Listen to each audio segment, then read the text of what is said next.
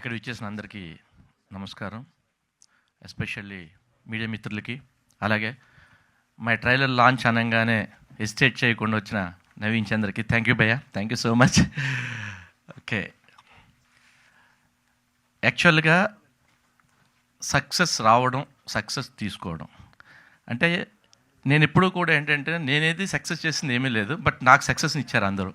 ఎట్లా అంటే ఒక మంచి కంటెంట్ ఉంటే అవును మేడం ఇది శ్రీరామ్ గారు అయితే ప్రాపర్గా ఎగ్జిక్యూట్ చేస్తారు, డెఫినెట్గా ఆయన చేతిలో ఉంటే బాగుంటుందని చెప్పి ఆవిడ ఎప్పుడు కూడా అలా నా మీద నమ్మకంతో ప్రతి ప్రాజెక్ట్ నా చేతిలో పెట్టి, అంటే ఆల్రెడీ ఒక వాళ్ళ నమ్మి ఇది సక్సెస్ అవుద్దని చెప్పి నాకు ఇచ్చి నన్ను సక్సెస్ చేశారు తప్ప నేను సక్సెస్ ఇచ్చింది ఏమీ లేదు.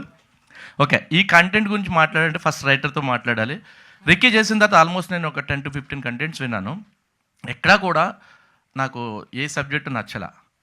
ఆఫ్టర్ దట్ అంటే నేను ఎప్పుడు కథ ఎవరైనా చెప్తే ఏంటంటే అది మనల్ని హాంట్ చేయాలి బేసిక్గా. అంటే కథ గురించి మనం ఆలోచించాలి, ఈ సీన్ అలా ఉంది, ఆ సీన్ అలా హాంట్ చేస్తే డెఫినెట్గా సక్సెస్ అని నేను నమ్ముతాను. ఫస్ట్ టైం దివ్య గారు వచ్చి నాకు, అంటే యాక్చువల్గా దివ్య గారు నాకు చెప్పలేదు ఫస్ట్, అది ఎక్కడెక్కడో తిరిగి ఆ తర్వాత జీకి వచ్చి జీలో చెప్పి, సో జీలో చెప్పిన తర్వాత ప్రొడ్యూసర్ ఎవరు అని అనగానే శ్రీరామ్ గారికి ఇద్దాం అని అను మేడం అంటే ఇమీడియట్గా ఆవిడ ఓకే అండి, శ్రీరామ్ గారితో నేను రెక్కి వర్క్ చేశాను కాబట్టి ఓకే ఐఎమ్ హ్యాపీ అని చెప్పి ఆవిడ నా దగ్గరకు వచ్చి నాకు కథ చెప్పంగానే నేను ఎంత హాంట్ చేసిందంటే కదా భలే ఉంది కాంటెంట్, ఇలాంటి కాంటెంట్ చేస్తే డెఫినెట్గా సక్సెస్ అవుతుందని చెప్పి ఇమీడియట్గా ఫస్ట్ డేనే నేను ఆవిడ చెప్పగానే చాలా బాగుంది దివి గారు అంటే, నేను తర్వాత కూడా 2-3 సార్లు ఆవిడ కాల్ చేసి చెప్పాను చాలా బాగుంది కదా, చాలా బాగా చేశారు అని. అంత ఎగ్జైటెడ్గా ఉందన్నమాట స్క్రిప్ట్. నెక్స్ట్ అభిజ్ఞ దగ్గరకు వస్తే నేను ఒక 2-3 హీరోయిన్లు చూసాం, దీనికి హీరోయిన్ ఎవరు అని చెప్పి. అందులో ఒక ముగ్గురిని సెలెక్ట్ చేసుకున్నాం. ముగ్గురిని సెలెక్ట్ చేసుకున్న తర్వాత అభిజ్ఞ ఆఫీస్కి వచ్చి స్క్రిప్ట్ చదివి నాకు చాలా బాగా నచ్చింది, నేను చేస్తాను అంది. అంటే తనలో నేను ఆ ఎగ్జైట్మెంట్ కానీ ఆ ఇంట్రెస్టింగ్ కానీ చూశాను, మిగతా వాళ్ళలో నేను చూడలేదు. సో దట్ ఇమ్మీడియట్గా నేను ఒకటే రిక్వెస్ట్ చేశాను, కష్టపడాలి ఈ ప్రాజెక్ట్ వర్క్, ఎందుకంటే నేను చాలా రిస్ట్రిక్టెడ్గా లిమిటేషన్లో పనిచేస్తున్నాను ఫస్ట్ టైం. నేను బేసిక్గా ఎప్పుడు లిమిటేషన్లో పనిచేయను, బియాండ్ బడ్జెట్లో పని చేసుకుంటే వెళ్తా.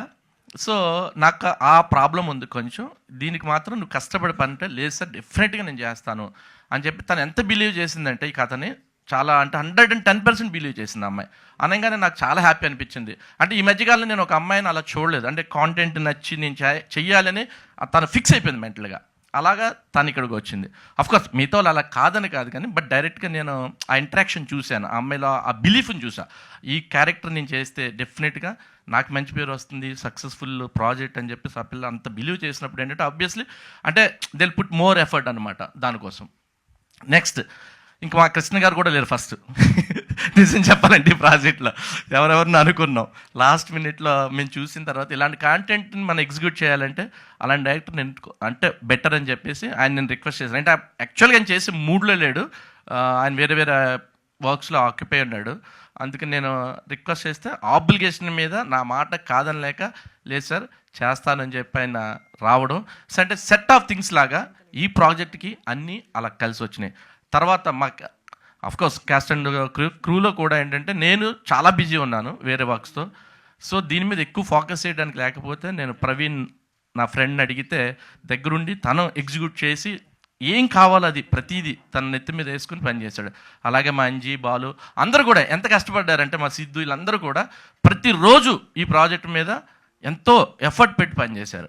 నెక్స్ట్ ఎస్పెషల్లీ నేను థ్యాంక్స్ చెప్పాల్సింది ఎవరంటే మా ఆర్ట్ డైరెక్టర్ ఉపేంద్ర కూడా, ఎందుకంటే దీంట్లో ఉన్న టాస్క్ ఏంటంటే ఆ 80s 90s దాన్ని మనం క్రియేట్ చేయాలి బేసిక్గా. ఇప్పుడు ఎక్కడా లేవు ఆ కైండ్ ఆఫ్ ఇది చాలా అవుట్డోర్లు చూసాము, అవుట్డోర్ వెళ్ళి చేద్దాం అనుకున్నాం, ఊర్లు తిరిగాము, బట్ ఎక్కడ మాకు ఆ కైండ్ ఆఫ్ కనెక్ట్ కనిపించలేదు.